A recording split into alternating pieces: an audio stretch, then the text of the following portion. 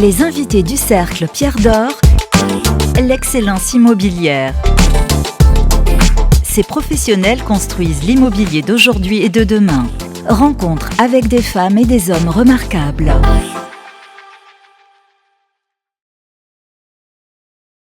Bonjour et bienvenue sur immoweek.fr pour ce nouvel épisode du Cercle Pierre d'Or invite. En l'occurrence aujourd'hui Christelle Zordan. Bonjour Christelle. Bonjour Eric. Merci d'être avec nous. Vous êtes directrice générale de la Société de la Tour Eiffel. On va parler, si vous le voulez bien, de votre actualité pour cette année 2025. En décembre, juste avant 2025, vous avez annoncé une augmentation de capital de 600 millions d'euros. Donc j'imagine que l'année démarre sous les meilleurs auspices. Oui, en effet, c'est une opération qui a été bouclée tout début janvier et qui nous permet d'aborder l'avenir avec beaucoup plus de sérénité, puisqu'elle va nous permettre de nous désendetter et donc de ne plus avoir le nez sur les indicateurs financiers pour continuer le déploiement de notre feuille de route initiée il y a maintenant 3 ans. Et qui a encore 2-3 belles années devant elle pour aboutir à nos objectifs chiffrés qu'on rappellera peut-être tout à l'heure. Avec plaisir. Alors, la Société de la Tour Eiffel, quand on regarde votre site internet, vous précisez 2 tiers de bureaux, 1 tiers de diversifiés. C'est l'objectif, c'est un des 3 objectifs de cette feuille de route, effectivement, parce que on était il y a 3 ans à 80% de bureaux. Là, on a réussi à bien réduire à la fois par le biais des acquisitions, des cessions, mais aussi des projets de développement qui ont été livrés sur d'autres classes d'actifs. Donc effectivement, on doit encore poursuivre nos efforts. On ne sera pas encore à 2 tiers cette année, mais on s'en rapproche. Mais l'objectif, c'est quoi? C'est finalement 1 tiers de bureaux et 2 tiers de diversifiés ensuite? Alors ça, on verra après la période de 2027-2028, qui est aujourd'hui notre objectif temporel.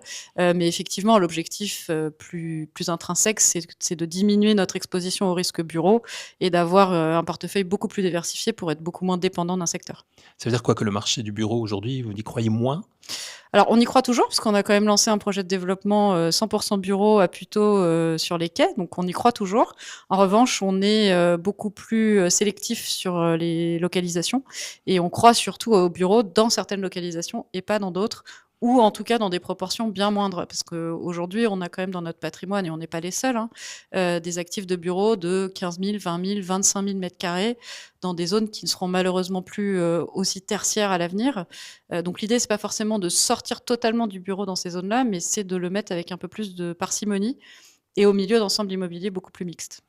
Le bureau aujourd'hui, c'est quoi? L'avenir, c'est les centres-villes, les grandes villes et les métropoles? Alors c'est un peu partout, Nous, on croit beaucoup aussi aux bureaux en région, mais sur des tailles bien moindres que celles qui ont été faites par le passé dans les grands ensembles de bureaux. C'est-à-dire que nous, notre conviction, mais aussi les actifs qu'on sait le mieux gérer, parce qu'après, les différents acteurs immobiliers ont aussi leur spécificité en termes de compétences.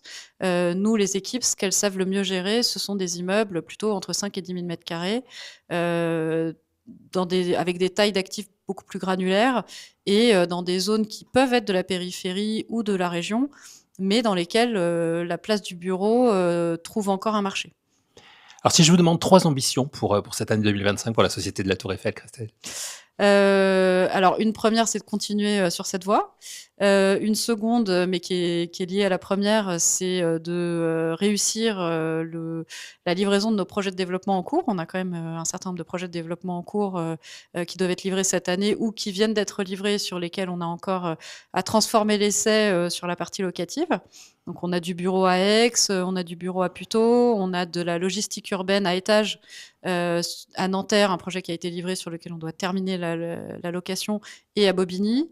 Et puis peut-être en troisième, de maintenir les équipes motivées et investies comme elles le sont aujourd'hui au long de cette année qui s'annonce probablement aussi compliquée que celle qui vient de s'écouler.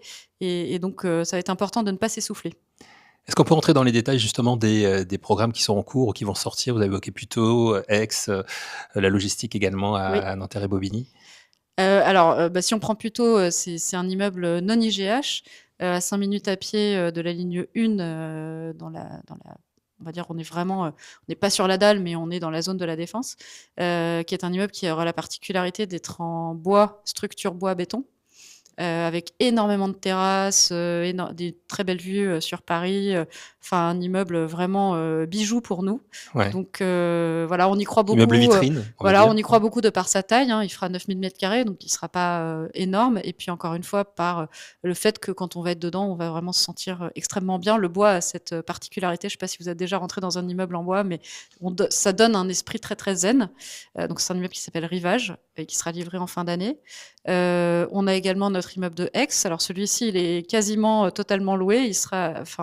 Il est en discussion sur 100% des surfaces. Donc on va se dire que on va aller au bout sur l'ensemble des baux en cours de négociation. Il sera livré plutôt au premier trimestre. Il est situé où exactement ? Il est situé dans le parc du Golfe à Aix, qui est D'accord. un parc avec beaucoup de petits immeubles de bureaux, comme il y en a beaucoup en région. Ce sont des petits immeubles en R+1, R+2. Nous sommes propriétaires d'un peu plus de 70% du parc. Et on avait des réserves foncières, voilà, donc on redéveloppe au fur et à mesure. On restructure aussi ceux de la première génération. Et c'est un vrai succès parce que ce sont des immeubles de taille vraiment adaptés à ces marchés-là, donc en moyenne autour de 3000 mètres carrés par bâtiment. Et on voit que ce sont des surfaces qui fonctionnent vraiment très bien dans ces localisations. Et puis c'est au milieu d'un parc, donc aujourd'hui, voilà, il y a de la verdure, il y a beaucoup de services. Ça fait partie de vos valeurs aussi aujourd'hui. Oui, hein. tout à fait. Oui, la RSE, c'est un peu le troisième pilier de notre stratégie. Après, on a nos deux projets de logistique à étage. Donc, le premier à Nanterre qui a été livré en novembre, le second qui sera livré à l'été à Bobigny, avec ce système de rampe qui permet d'éviter l'écueil des monts de charge qui ne plaît pas vraiment aux locataires quand on parle d'activité ou de logistique à étage. Le premier, on le voit, plaît beaucoup puisqu'il est déjà loué à la moitié. Donc voilà, on continue sur cette voie-là et on est assez convaincus de nos produits qu'on a mis du temps à développer notamment parce que le sujet des rampes est un sujet qui s'étudie beaucoup et sur lequel il faut trouver la bonne formule. Je vais pas rentrer dans les... Voilà, il y a 2 systèmes de rampes, il faut que ce soit un peu chauffé pour que ça gèle pas, il faut que les camions puissent se croiser. Enfin, voilà, il y a tout un tas de caractéristiques. Et puis C'est après, bien, on apprend au fur et à mesure. Ouais. Et puis en fonction des tailles et des formes de foncier et du PLU, il faut savoir s'adapter tout en gardant ses fondamentaux. Donc c'est pas si simple à développer que ça n'y paraît, mais une fois que ça sort, c'est vraiment un très beau produit.